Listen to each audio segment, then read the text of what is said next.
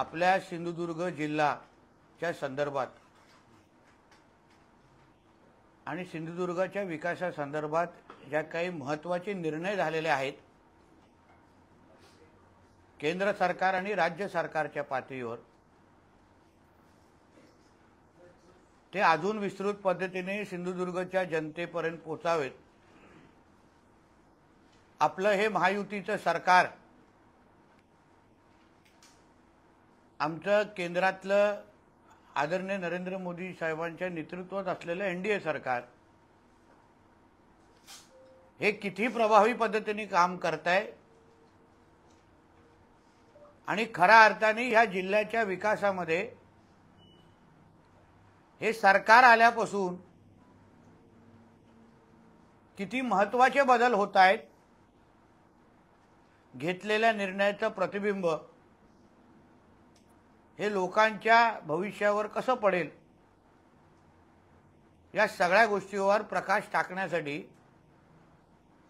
आज आपल्या सगळ्यांना आमंत्रित केलेलं आहे। सरकारची कामं, सरकारने घेतलेले निर्णय हे लोकांपर्यंत पोहोचणं फार गरजेचं झालेलं आहे असं मला वाटतं आणि आजच्या काळात तर अजून महत्त्वाचं आहे। कारण का चांगल्याला चांगलं म्हणणं आणि चांगल्या कामाचं कौतुक होणं हे तसं आता क्वचितच आपल्याला ऐकायला मिळतं आणि म्हणून सरकार, निवडून गेलेलं सरकार, आदरणीय फडणवीस साहेबांच्या नेतृत्वात असलेलं सरकार नेमकं काय काम करत आहे हे आपल्या सगळ्यांच्या माध्यमातून जनतेपर्यंत समजलं पाहिजे, जेणेकरून आमच्या राजकीय प्रतिस्पर्धींना, विरोधकांना त्यांनाही कळेल की जनतेने आम्हाला निवडून दिल्यानंतर या सिंधुदुर्ग जिल्ह्यामध्ये काय बदल होत आहेत हे आमच्या विरोधकांना कळलं पाहिजे आणि थोडं आमच्या मित्रपक्षांनाही कळलं पाहिजे, जेणेकरून विधानसभेमध्ये सरकार विरोधातली काही भाषणांचा धार हा थोडा कमी होईल असा अपेक्षा मी व्यक्त करतो। सर्वात महत्त्वाचं म्हणजे युनेस्कोच्या यादीमध्ये आपल्या सिंधुदुर्ग जिल्ह्याचे मधले छत्रपती शिवरायांचे 2 किल्ल्यांचा उल्लेख आलेला आहे। छत्रपती शिवरायांनी जी हिंदवी स्वराज्याची स्थापना केली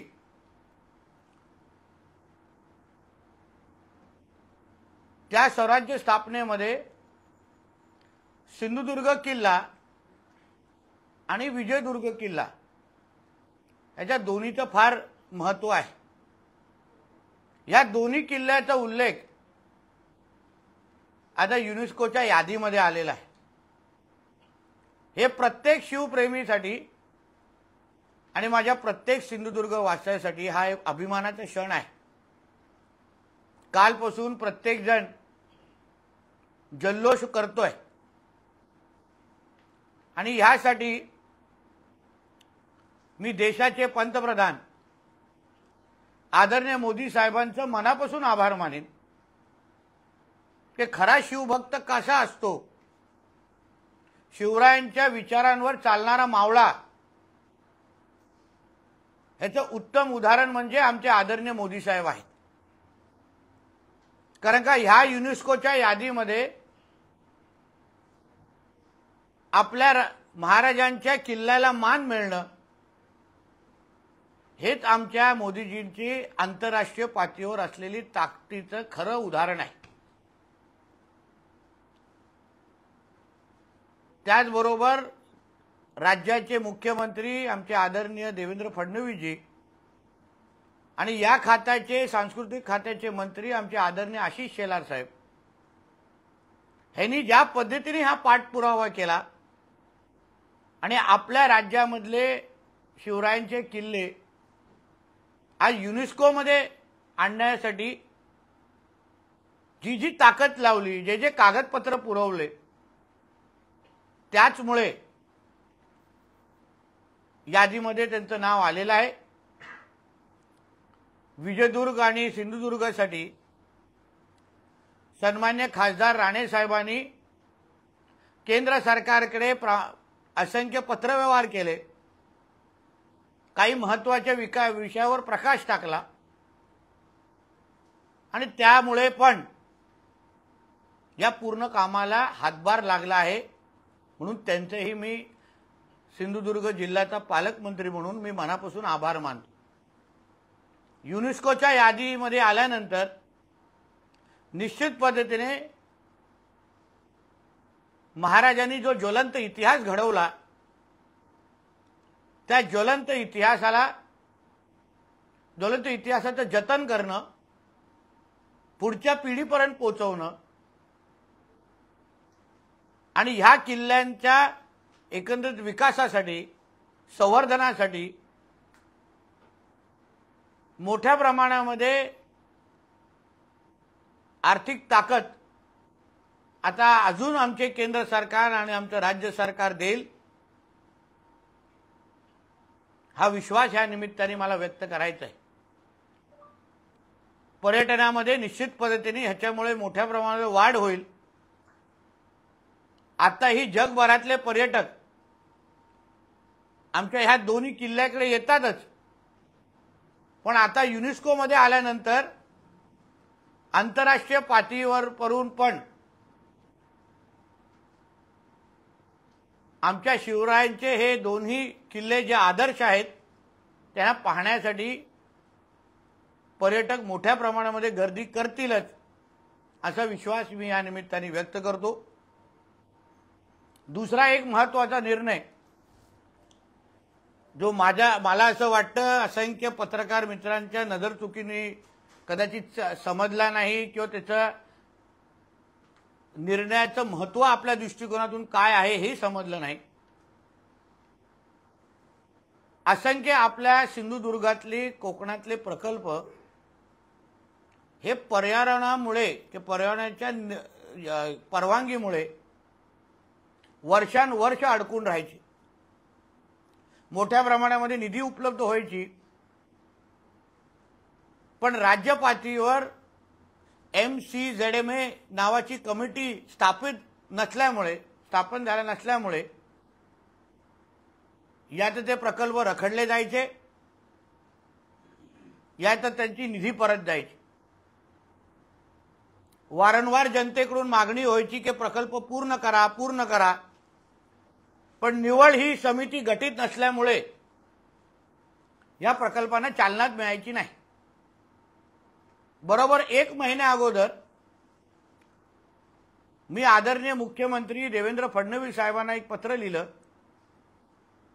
की आपल्या राज्याच्या पातळीवर जी समिती स्थापन झाली पाहिजे MCZMAची, ती स्थापन नाही आहे, आपण त्याच्यावर लक्ष घालावं।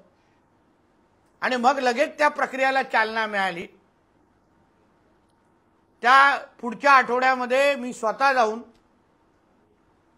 देशाचे भारत सरकारचे पर्यावरण मंत्री आदरणीय भूपेंद्र यादवजी त्यांना जाऊन विनंती केली की साहेब, आमच्या राज्यामध्ये जे काही प्रकल्प आहेत ते निवळ ह्या समिती स्थापन झाल्या नसल्यामुळे ते पडून आहेत, निधी परत जाते। त्यांनी तो आदेश पुढच्या आपल्या अधिकाऱ्याने दिला। राज्याच्या पर्यावरण मंत्री आमच्या पंकजाताई त्यांनीही त्याच पद्धतीचा पाठपुरावा केला आणि गेल्या काही दिवसा अगोदर तो गॅजेट्स निघाला आणि ही MCZMAची कमिटी आपल्या राज्यासाठी स्थापन झालेली आहे। आणि त्याचा सर्वात जास्त फायदा, कारण का किनारपट्टीला लगत असलेले हे जे प्रकल्प आहेत ज्याला CRZ मुळे चालना मिळत नाही आणि मग त्याच्यामुळे निधी अडकून पडतो, ह्या सगळे प्रकल्प आता ह्या MCZMA कमिटीकडे जातील आणि त्यांना लगेच मान्यता भेटतील, जेणेकरून त्या प्रकल्पांना कोणी थांबवू शकणार नाही। सर्वात काही उदाहरणं देतो ज्याचे फायदा थेट कुठे कुठे होणार। उदाहरण तुम्ही वर्षानुवर्ष ऐकलं असेल की आमच्या माजी मंत्री दीपक केसरकरजींच्या प्रयत्नामुळे वेंगुर्ला शिरोडामध्ये ताज प्रकल्प येणार होता। आंदोलनं झाली, काही वेळ भूमिपूजनही झाली, पण प्रकल्प पुढे जायचा नाही। फक्त ह्या एमसीजेडएमए कमिटी नसल्यामुळे त्या परवानग्या मिळवण्यामध्ये आपल्याला अडथळे यायचे। आता एमसीजेडएमए कमिटी स्थापन झाल्यानंतर लगेच ह्या प्रकल्पाला स्थापना मिळेल आणि आपल्या जिल्ह्यातला पहिला 5 स्टारचा रस्ता ह्या निमित्ताने मोकळा झालेला आहे, हे ह्या निमित्ताने आपल्याला सांगेन। त्याचबरोबर काही असंख्य विभागाचे जे काही प्रकल्प किंवा निधी फक्त ह्या एमसीजेडएमए कमिटीमुळे जे पुढे गेले नाही ते मुद्दामून वाचून दाखवतो। कोकण आपत्ती समीकरण पतन विभागाची 18 कामं आहेत 122 कोटी, अर्थसंकल्पीय 42 कामं आहेत 100 कोटी। आता सार्वजनिक बांधकामच्या जवळपास 50 कोटीची कामं प्रलंबित होती। सिंधुदुर्ग जिल्हा परिषद सिंधुदुर्गचे जवळपास 50 लक्ष कामं 2022-23 पासून प्रलंबित होते। मालवण नगर परिषदेपासून वेंगुर्ला नगर परिषदमध्ये असंख्य ही कामं फक्त एमसीजेडएमए कमिटी नाही म्हणून ते प्रलंबित होते। पर्यटन विभाग ज्याच्या अंतर्गत समुद्रकिनारी उभ्या कराव्या लागणाऱ्या शासकीय सोयीसुविधा अधिक सुविधा फक्त हे कमिटी नसल्यामुळे ते देऊ शकलो नाही। एमटीडीसीच्या जमिनी सीआरझेड 200 मीटरच्या मध्ये येतात, तिथे तात्पुरता सरोवेटेड टेंट हाऊस कोकणी हाऊस निर्माण होतील लगेच या एमसीजेडएमएच्या कमिटीमुळे। सीआरझेड लाईन 200 मिलीमीटर वरून 500 पर्यंत डेव्हलपमेंट झोन अधिक फायदेशीर होणार। पीपीपी तत्वावर सीआरझेड क्षेत्रात मोठ्या प्रमाणामध्ये विविध पर्यटन प्रकल्प आता आपण उभे करू शकतो। उंच डोंगर असेल, त्यावर सपाट जमीन असेल, खाली समुद्र असल्यास सीआरझेड लाईन कशी मोजली जाणार याबाबत आता स्पष्टता येईल। उदाहरण मी तुम्हाला काही जे देवगडचे आमचे मित्र आहेत, गजबा देवीच्या इथे आमचे जे मंदिर आहे मिठबावला, तिथे आमचे रवी फाटकजींच्या माध्यमातून काही कोट्यावधी निधी आणले गेले, जवळपास 24 कोटी 94 लाख। आमचे एकनाथ शिंदे साहेब जेव्हा मुख्यमंत्री होते तेव्हा त्याच्या इकडे पुलाचे बांधकाम आणि संरक्षण भिंत याच्यासाठी 24 कोटी आणून ठेवलेले। 24 कोटी काम पुढे जात नव्हतं कारण समिती गठीत नव्हती, समितीच्या समोर प्रश्नच यायचा नाही। आता अशासारखी असंख्य कामं लगेच त्याला चालना भेटेल आणि ही कामं आता लगेच त्या दृष्टिकोनातून पूर्ण होतील आणि भविष्यामध्ये अशी कुठलीही यादी आपल्याला वाचायला लागणार नाही, एवढी क्षमता त्या एमसीजेडएमए कमिटीमध्ये होती, ज्याला आपण चालना दिलेली आहे। तो एक आपल्या सिंधुदुर्गासाठी दुसरा एक महत्त्वाचा झालेला निर्णय आहे, ज्याच्यामुळे विकासाला निश्चित पद्धतीने चालना भेटेल। तिसरी बाब म्हणजे वाढवण बंदर जे आपल्या पालघरमध्ये येत आहे। जगामध्ये जे पहिले 10 क्रमांकाचे बंदर आहेत त्याच्यातले पहिल्या 5 क्रमांकाचं बंदर म्हणून वाढवण बंदरची ओळख येणाऱ्या कालावधीमध्ये येणार आहे।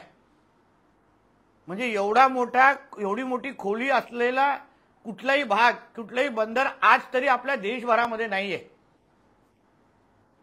हे बंदर तयार झाल्यानंतर किंवा हे बंदर बनत असताना आपल्या प्रत्येकाला वाटत असेल की ह्या बंदराचा कोकणाला काय फायदा किंवा ह्या बंदरामध्ये जे काही नोकऱ्या उपलब्ध होणार आहेत त्या नोकऱ्याचा थेट फायदा सिंधुदुर्गाच्या तरुण तरुणीला होणार आहे का, हा प्रत्येकाच्या मनात प्रश्न आहे। तुम्ही प्रत्येक बोलत असाल अरे तो बंदर येत आहे ते पालघरमध्ये येतो, आम्हाला काय फायदा। याच दृष्टिकोनातून गेल्या आठवड्यामध्ये मंत्रालयामध्ये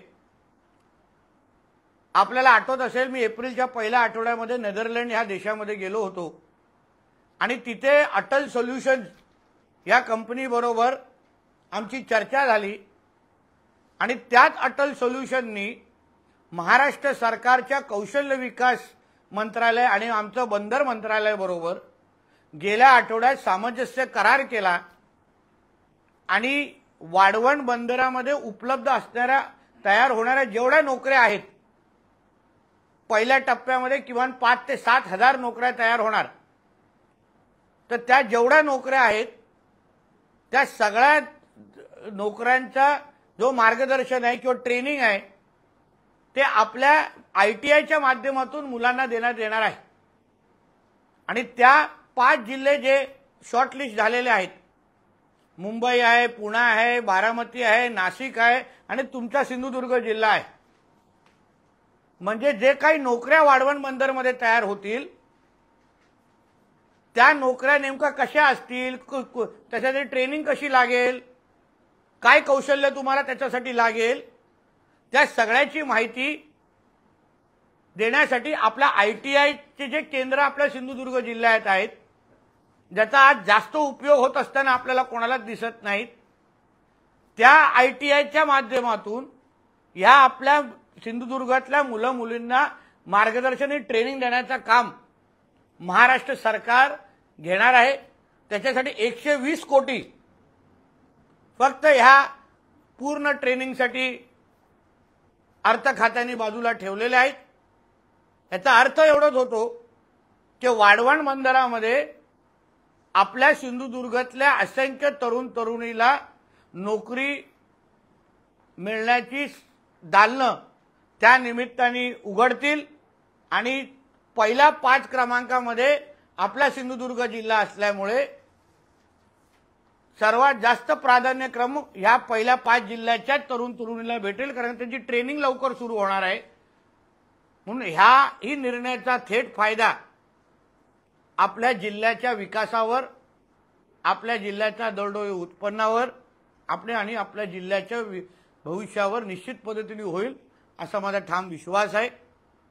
आमच्या महाराष्ट्राच्या महायुतीचं सरकार आदरणीय देवेंद्र फडणवीसजींच्या नेतृत्वाखाली आमचे एकनाथ शिंदे साहेब आणि अजितदादा आहे, आमचं पूर्ण मंत्रिमंडळ आज महाराष्ट्राच्या विकासासाठी काम करत असताना प्रत्येक क्षेत्रामध्ये आज सरकारला 150 दिवस होणार आहेत आणि ह्या 150-200 दिवसामध्ये आमच्या महाराष्ट्र सरकारने ज्या पद्धतीने प्रत्येक क्षेत्राला, आरोग्य क्षेत्र असेल, MSEB मध्ये असेल, आता MSEB मध्ये पण रिपेअर आणि मेंटेनन्ससाठी ते 77 कोटीची मागणी मी पहिल्या आमच्या मुख्यमंत्री साहेबांकडे केली होती.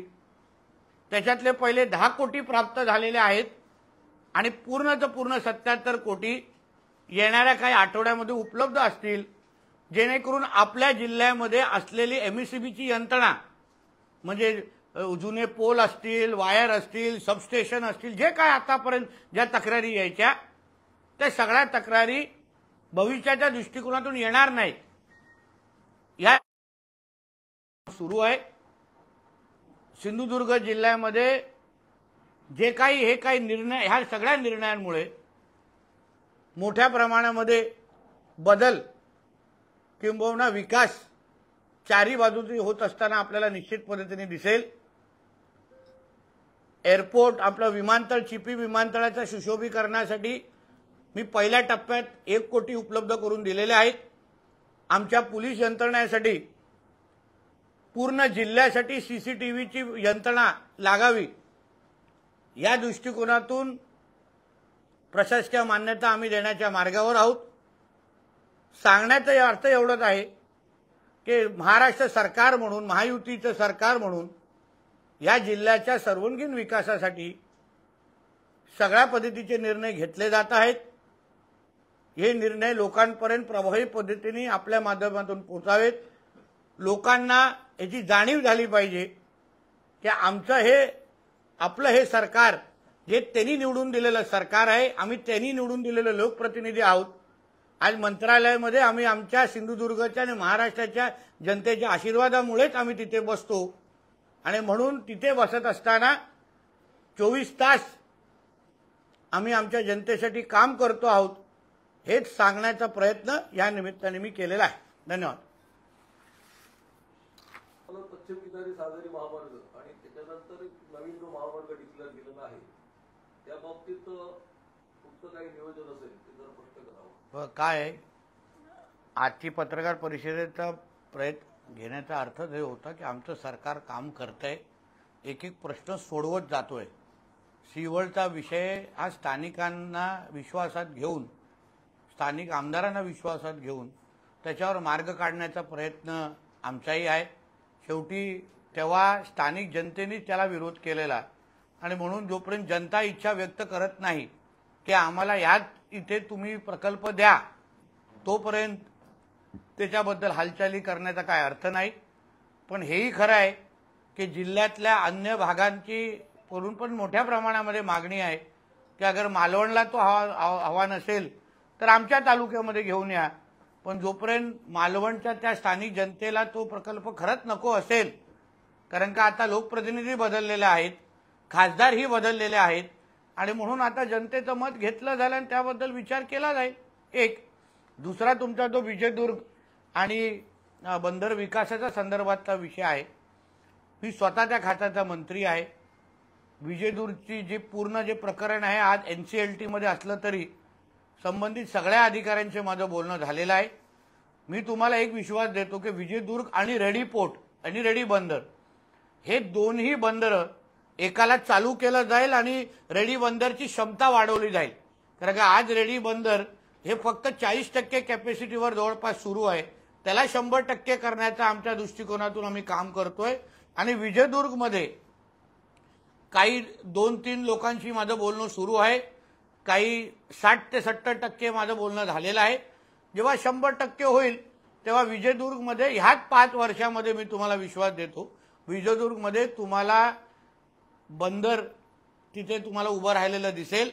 त्याचबरोबर विजयदुर्ग भागामध्ये जी M2M नावाची जी फेरी जी आम्ही माझगाववरून जी सोडणार आहे, जी पहिली रत्नागिरीला थांबणार आहे, दुसरी विजयदुर्गला थांबणार आहे सिंधुदुर्गामध्ये, त्याच्यासाठी पण स्टेशन बांधण्याचं काम, म्हणजे जिथे पॅसेंजर उतरतील, गाड्या तिथे निघतील, त्याचंही बांधण्याचं काम आता काही दिवसामध्ये सुरू होईल. म्हणजे एकंदरीत सिंधुदुर्गातले हे जे काही महत्त्वाचे 2 बंदर विकासाच्या दृष्टिकोनातून जे काही लोकांची अपेक्षा आहेत ते दोन्हीवर माझं फार बारकाईने लक्ष आहे. अभिनय तो कवी नाही. म्हणजे पहिलं हे खातं राणेसाहेबांकडे होतं, त्यांनी ती चालना दिली आणि आता पुरं करण्याचं काम माझं आहे आणि म्हणून माझी ती नैतिक जबाबदारी आहे की हे दोन्ही प्रकल्प मी माझ्या कारकार्दीमध्ये पुरं करीन. दुसरं म्हणजे हे जो काय रस्त्यासंदर्भात तुम्ही बोललात, आता कोस्टल रोडच्या कुठे अडकलं तर मला माहिती आहे शक्तीपीठचा विषय आहे, अन्य पण रस्त्यांसंदर्भात कुठे काय सरकार पातळीवर अडचण असेल ती दूर केली जाईल. कारण का बघा आता प्रत्येक विषयाचे मार्ग काढत आम्ही चाललेलो आहे. हे मी जे तुम्हाला अगोदर काय सांगितलं की बाबा जे विषय अडकले होते ते आता आपण गुंतागुंतीचे होते तो आपण सोडवत चाललेलो आहे, मार्ग काढतोय जेणेकरून विकासाची दालनं उघडे होतील. आणि म्हणून जिथे जिथे तुम्हाला आपल्याला आतापर्यंत अडथळे दिसले ते सगळे अडथळे येणाऱ्या 5 वर्षामध्ये दूर करून ते प्रकल्प पूर्ण करण्याचं काम हे मी माझ्या माध्यमातून करणार आहे. मुद्दा आहे ना, मुद्दा सुटलाय.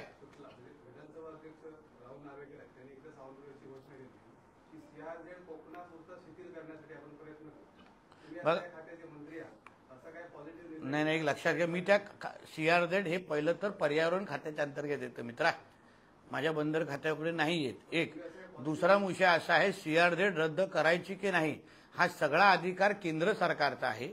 केंद्राने तो कायदा कोस्टल रेग्युलेशन झोन केलेला आहे. केंद्र त्याच्याबद्दल शिथिलता आणू शकतो, ज्या बाबतीमध्ये आपले पंतप्रधान मोदीजी अतिशय सकारात्मक आहेत. पण तोपर्यंत आपले प्रकल्प अडकता कामा नये. त्यांची पण चिंता आमच्या राहुल नार्वेकरजींची का असेल, कारण का प्रकल्प अडकून जायचे. आम्ही निधी आणायचो, राहुल नार्वेकर आणायचे, नितेश राणे आणायचे, राणेसाहेब आणायचे, केसरकर आणायचे, पण प्रकल्प रखडून जायचे कारण का CRZ परवानगीच मिळायची नाही. आणि आम्ही जेव्हा जायचो आम्हाला उत्तर काय माहिती, अरे इथे तर तुमची समितीच गटत नाही. म्हणून पहिला टप्पा मी पहिल्या 6 महिन्यामध्ये टाकलेला आहे. आता पुढे मार्ग मोकळा होईल.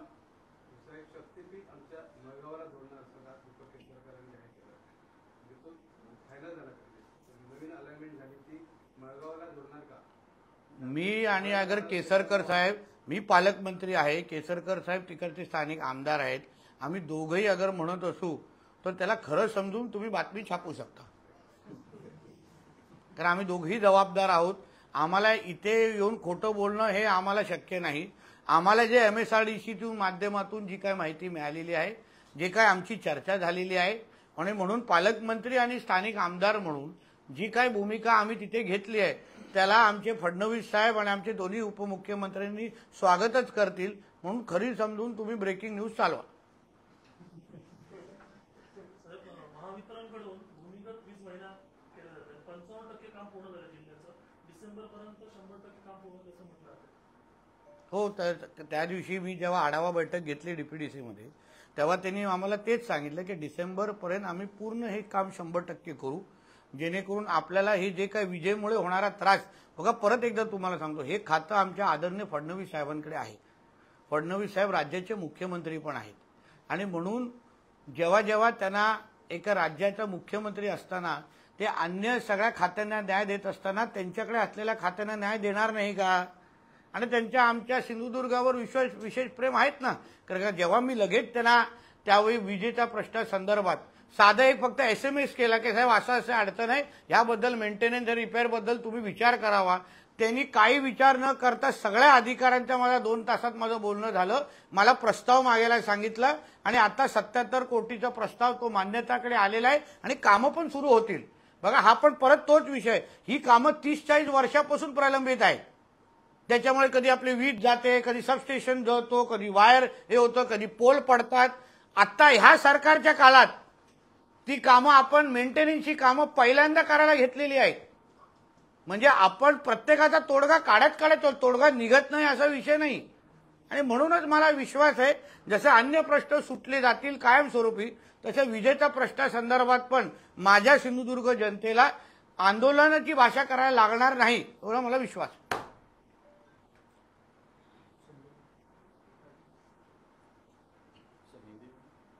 मराठीचं होऊन जाऊन दे. काय बोला काय विषयात काय. संजय शिरसाट, संजय राठोड, उदय सामंत, संदीप घुमरे या 5 शिंदेच्या मंत्र्यांची SIT चौकशी करा असं संजय राऊत सांगितलं. बघा, असं आहे, संजय राऊतांनी कोणाची चौकशी करायला मागणी करावी हा त्याचा अधिकार आहे, संजय राजाराम राऊत. पण जो स्वतःच भ्रष्टाचाराने बरबटलेला आहे, त्याच्या स्वतःच्या कुटुंबियाचं आणि स्वतःचं नाव खिचडी चोरीमध्ये अगर पुढे येत असेल, पत्राचालमध्ये अगर तो 100 दिवस जेलमध्ये गेलेला असेल, त्याला दुसऱ्याची चौकशी मागण्याचा नैतिक अधिकार आहे का? ह्याचा फक्त आपण विचार करायला पाहिजे. चोरच बोलतोय की दुसरे चोर आहे, असं कधी होतं का? स्वतः 420 आहे, स्वतःच्यावर चौकशा सुरू आहेत खिचडीचे आणि पत्राचालचे, आणि तो बोलतोय की SITची मागणी करा. अरे काहीतरी राहिलं पाहिजे. संजय राऊत असं म्हणतायत, मुंबई मराठी माणसांची काही गुजरातांची धनिक सेट मुंबईला बटीक बनवू इच्छितात. दिल्लीच्या वाटेवरच पायपुसणं केलंय सत्ताधाऱ्यांनी. याचा अर्थ मुंबई तुमची बटीक आहे, हे सगळे दिल्लीचे भडवे आणि रडगे आहेत, मराठी माणसांना. बघा, असं आहे की संजय राजाराम राऊतने हेच वक्तव्य जरा आपल्या मालकाला जाऊन सांगावं, कारण त्याचाच मालक अंबानीच्या लग्नामध्ये नाचताना आम्हाला दिसलेला आहे. म्हणून गुजराती माणसांवर किती प्रेम आहे हे आपल्या उद्धव ठाकरे आणि कुटुंबाला विचारलं ना, तर दिवाळीचं बोनस निश्चित पद्धतीने संजय राजाराम राऊतना मिळणार नाही, की चालू असलेला पगार पण बंद होईल. म्हणून थोडं जरा लायकीप्रमाणे संजय राजाराम राऊतने आपलं थोबाड उघडावं, नाहीतर दिलेला चेक पण सॅलरीचा बाउन्स होऊन जाईल. संजय राऊत आणि असं पण म्हणतात, ज्या पद्धतीने मद्यपानांना परवानगी वाटप झालाय, त्यांना मद्यपानाचा देश करायचा आहे का महाराष्ट्रात? हो, कारण का वाईनची कंपनीची स्थापना संजय राजाराम राऊतच्या मुलीचीच आहे. आणि हा झिंगाट कुठे असतो याची थोडी जरा माहिती मी बाहेर दिली ना, तर मग ह्या महाराष्ट्राला चेहरा दाखवू नाही शकणार. म्हणून अवकाशात राहून बोलावं संजय राजाराम राऊत. सध्या गिरणी कामगारांच्या घराचा विषय ऐरणीवर आलाय. की अनेक वर्ष त्या समिती संघटना चालवली गिरणी कामगार. आपल्या आजोबाई गिरणी कामगार होते, पण आत्ताच्या घडीला गिरणी कामगारांपुढे सिंधू आणि कुठे ती घरदार द्यायचं चाललंय. वास्तविक मुंबईमध्ये घरं उपलब्ध होऊ शकतात, जमिनी उपलब्ध आहेत. आता त्यावेळेला 2005च्या दरम्यान त्यावेळी जो काही गिरणी कामगारांना 200 गिरण्याच्या 600 एकर जमिनी होत्या आणि त्याचे 1/3 गिरणी कामगार, 1/3 मालक आणि 1/3 महानगरपालिका. त्याच्यानंतर त्याचं काय केलं, रामायण महाभारत हे कदाचित आपल्याला माहिती असेल. पण महाराष्ट्र मुंबईमध्ये जर 12% वाढवायचं असेल तर गिरणी कामगारांना मुंबईतच घरं मिळावी यासाठी आपण काय प्रयत्न करावे. आपलं सरकार म्हणून मी पेक्षा आमचं राज्य सरकार अतिशय गिरणी कामगारांसंदर्भात सकारात्मक आहे आणि गिरणी कामगारांना आपल्या हक्काची सुसज्ज अशी घर मिळावीत या दृष्टिकोनातून आमचं सरकार काम करत आहे. त्याच्या बाबतीमध्ये अजून विस्तृत माहिती मी थोडी अजून घेतलेले निर्णय काय कुठल्या बैठका एकदा माहिती घेतल्यानंतर आपल्याशी बोलेन किंवा वैयक्तिक पाहिजे आपल्याला इंटरव्ह्यू देतो. रोहित पवार यांच्या विरोधात ईडीकडून पुरवणी आरोपपत्र दाखल करण्यात आले. महाराष्ट्र सहकारी बँक घोटाळा प्रकरणात पुरवणी आरोपपत्र दाखल झाले. बारामती ॲग्रो कंपनीच्या माध्यमातून घोटाळा केल्याचा आरोप आहे. हो, आता ईडीने अगर आरोपपत्र दाखल केलेलं आहे म्हणजे त्याच्यामध्ये काहीतरी सिद्ध झालेलं आहे. आरोपपत्राचा तोच अर्थ असतो आणि म्हणून आरोपपत्र एकदा दाखल झाल्यानंतर आता संबंधितांनी ईडीला उत्तर द्यावं. राजकीय म्हणजे थैथयाट करणं सोपं असतं, दुसऱ्यांवर आरोप करणं सोपं असतं. मगर ते म्हणणं आहे ना काच के घर में रहने वाले लोगों ने दूसरे पे पत्थर नहीं मारना चाहिए. आता रोहित पवारला कळेल. मंत्री दत्तात्रय भरणे असं म्हणतात लाडक्या बहिणीमध्ये विकास निधी येण्यास विलंब होतो. ठीक आहे, आता ते मंत्री आहेत त्यांना कदाचित जास्त माहिती असू शकते. पण माझ्या खात्याअंतर्गत तर मी सांगू शकतो की मी कुठल्याही पद्धतीची अडचण मला तरी माझ्या नजरेसमोर दिसत नाही आणि जे जे प्रकल्प माझ्या खात्याअंतर्गत आज मी हाती घेतलेले आहेत त्या प्रत्येक प्रकल्पाला न्याय देण्यासाठी मी समर्थ आहे. कुठल्याही पद्धतीने बंदर खातं आणि मत्स्य खात्यातला कुठलाही प्रकल्प निधी अभावी बंद पडणार नाही ह्याची काळजी सरकार म्हणजे खात्याचा मंत्री म्हणून मी निश्चित पद्धतीने घेईन.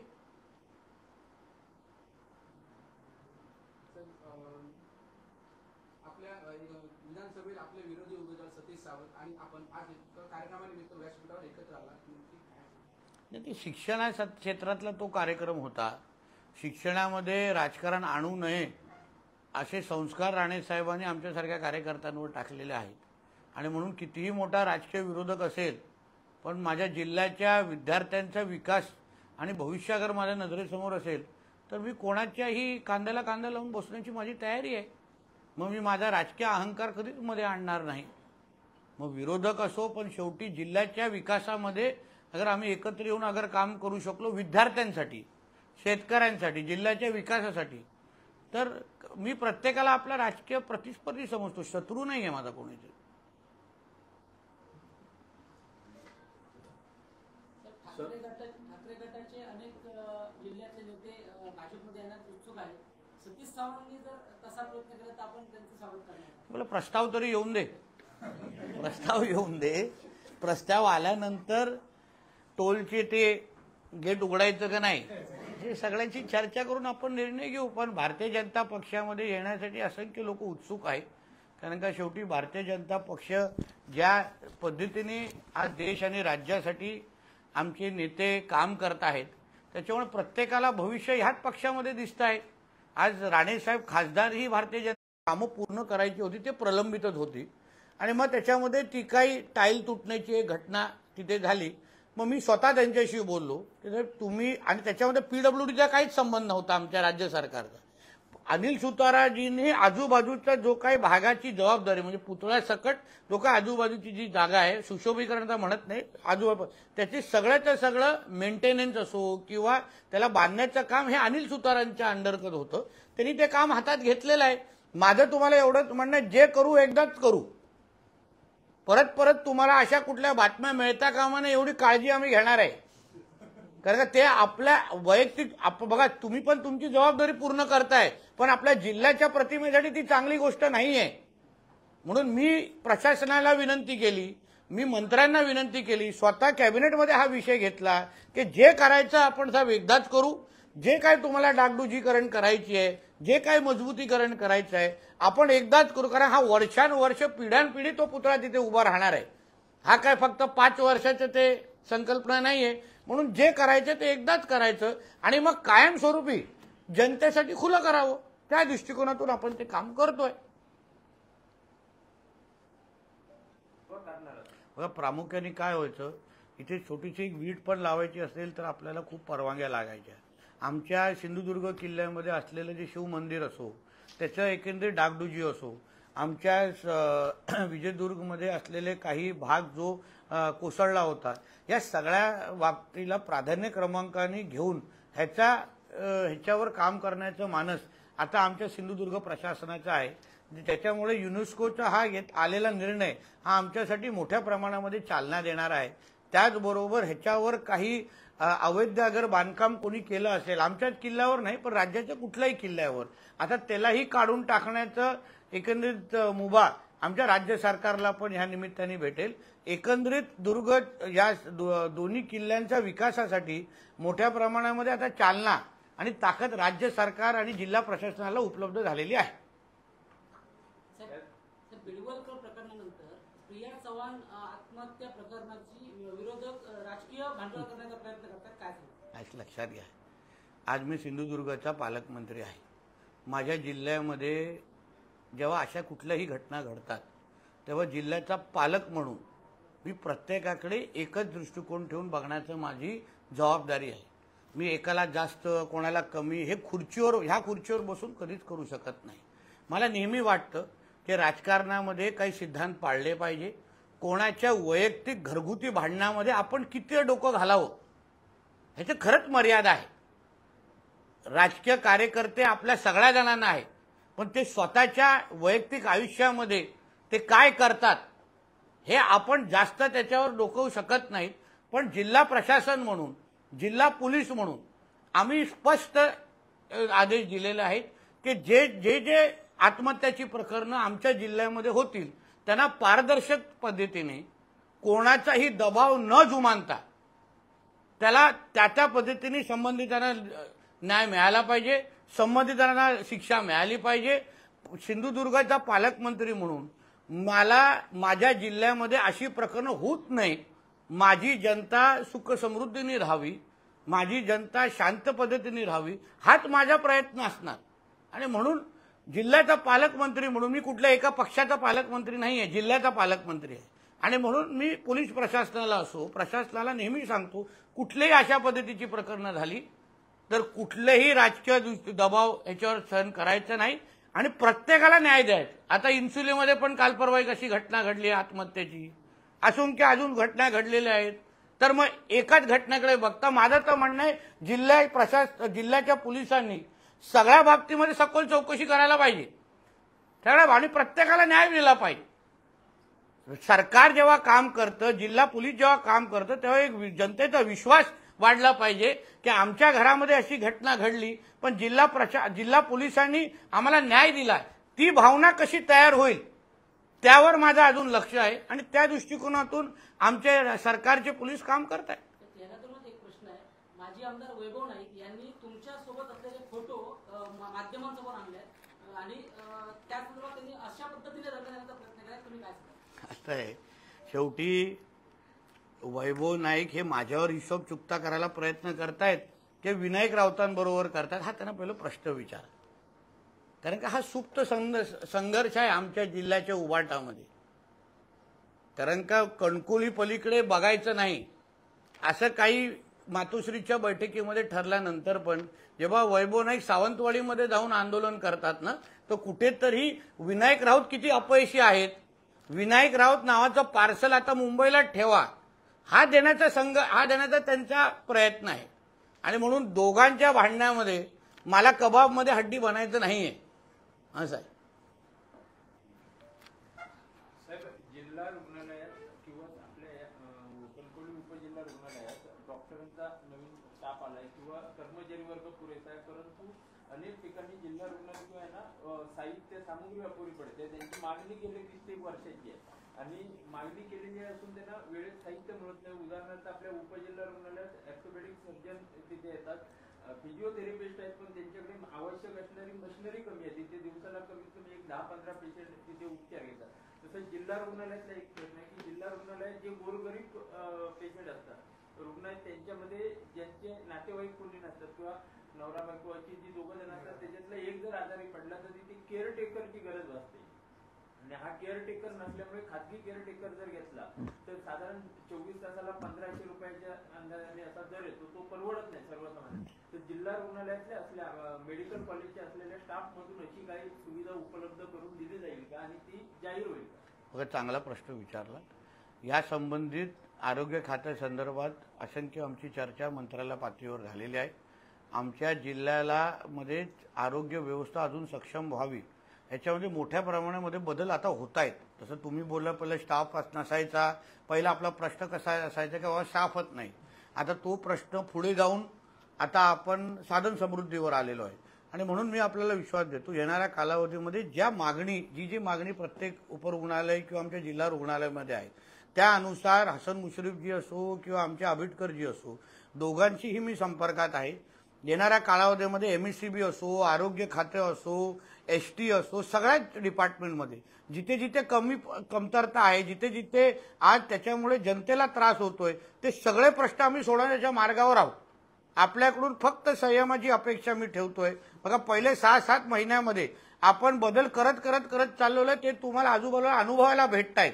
मी नाही बोलत की मी जादूची काळी घेऊन आलेलो आहे, पण 8-10 वर्ष विरोधी पक्षाच्या मध्ये राहिल्यानंतर काही प्रश्नाची जाणीव मलाही आहे. आणि म्हणून मी तुम्हाला विश्वास देतो, आज सरकारमध्ये बसून मी फक्त मोठ्या प्रकल्पावर लक्ष न दिला, छोट्यातल्या छोटे प्रश्न सोडून रोजच्या आपल्या जनतेच्या आयुष्यामध्ये परिवर्तन कसं होईल, समाधान कसं व्यक्त होईल, त्याच्यावर माझं काम सुरू आहे. म्हणून तुम्ही ज्या ज्या अपेक्षा ह्या बाबतीमध्ये व्यक्त केल्या आहेत, येणाऱ्या काळामध्ये जसं तुम्ही स्टाफ नाही हा प्रश्न विचारायचा आता बंद केलेला आहे, तसंच साधन समृद्धीबद्दल पण तुमची तशीच भूमिका असेल असा विश्वास देतो. सर, त्याला जोडून एक प्रश्न, सध्या मोठ्या प्रमाणावर अँब्युलन्सचा प्रश्न निर्माण झाला. अँब्युलन्स आहेत पण त्या चालू स्थितीत नाही बऱ्याच ठिकाणी. बघा, अशा आत्ताच गेल्याच आठवड्यात 2 नवीन अँब्युलन्स आलेले आहेत. आता अजून अँब्युलन्स आणण्याचं आमचं नियोजन आहे. मी CSRच्या माध्यमातून मी परत तुला सांगतो, जसं यांनी एक प्रश्न होता, मी फक्त सरकारच्या निधीवर अवलंबून नाहीये. मी CSRच्या माध्यमातून मोठ्या प्रमाणामध्ये निधी माझा आणण्याची तयारी आहे. जिथे सरकारकडे काही गोष्टी मागे पुढे होत असतील, CSR सारखी एक मोठी यंत्रणा उपलब्ध आहे. तुम्हाला आठवत असेल, मी माझ्या पहिल्या टर्ममध्ये 150 कॉलेज पण ह्याच निमित्ताने डिजिटल करून दाखवल्या होत्या. तसंच अँब्युलन्स असो, पोलिसांसाठी वाहन असो, असंख्य गोष्टी CSRच्या माध्यमातून उपलब्ध करण्याची माझी तयारी आहे. त्या पद्धतीने माझे बोलणं सुरू आहे. टप्प्याटप्प्याने तुम्हाला सगळ्या गोष्टी तुमच्या ह्या जिल्ह्यामध्ये होत असताना दिसतील. सुरुवात आहे. कमिट्या स्थापन नव्हत्या, त्या स्थापन होत आहेत. निर्णय महत्वाचे लोकांसाठी घेतले जात आहेत. 7 महिने झालेले आहेत. अपेक्षा तर डोंगर माझ्या खांद्यावर आहे, पण निश्चित पद्धतीने मी ते चढून वरती जाऊन झेंडा माझा रोवेन असा माझा विश्वास आहे. आपल्या खात्याने 2 अलीकडे चांगले निर्णय घेतले. एक म्हणजे मत्स्य विभागाला कृषीचा दर्जा कृषीचा दर्जा दिलेला आहे. पण आजही आपल्या कोकणामध्ये घाटमाथ्यावरून दूध येत आहे, अंडी येत आहेत, चिकन येत आहे. मग आपल्याकडे पशुसंवर्धनाच्या दृष्टिकोनातून, वाढीच्या दृष्टिकोनातून आपल्याकडे काही ठोस. बघा, आता जसं तुम्ही बोललो, जसं मत्स्याला कृषीचा दर्जा दिला तसंच गेल्या कॅबिनेटमध्ये त्याचाही निर्णय आम्ही घेतलेला आहे. आणि म्हणून तुम्हाला बोलतो, संयम हा थोडा ठेवायला आपण ही शिकलेला पाहिजे. आपण निर्णय घेतल्यानंतर त्याची अंमलबजावणी होण्यासाठी काही काळ लागतो. त्याचे GR निघायला काही काळ लागतात. उदाहरण, मी मत्स्याला शेतीचा दर्जा दिल्यानंतर काही GR काढण्याच्या अजूनपर्यंत आम्ही प्रलंबित आहेत, ते आम्ही आज उद्यामध्ये काढणार आहोत. तसंच आता पशुसंवर्धनला आमच्या पंकजाताईंच्या नेतृत्वाखाली असलेलं खातं, त्याला आम्ही कृषीचा दर्जा दिलेला आहे. येणाऱ्या कालावधीमध्ये अंडी असतील, कोंबडी असतील, या सगळ्या बाबतीमध्ये योग्य तो निर्णय होईल एवढा विश्वास तुम्हाला देतो. चला, धन्यवाद, शुभेच्छा. आणि ताज्या बातम्यांसाठी कोकण एक्सप्रेस डिजिटल न्यूज चॅनलला सबस्क्राईब करा, लाईक करा, कमेंट करा आणि शेअर करा. आणि महत्त्वाचं म्हणजे बेल आयकॉनवर क्लिक करायला विसरू नका.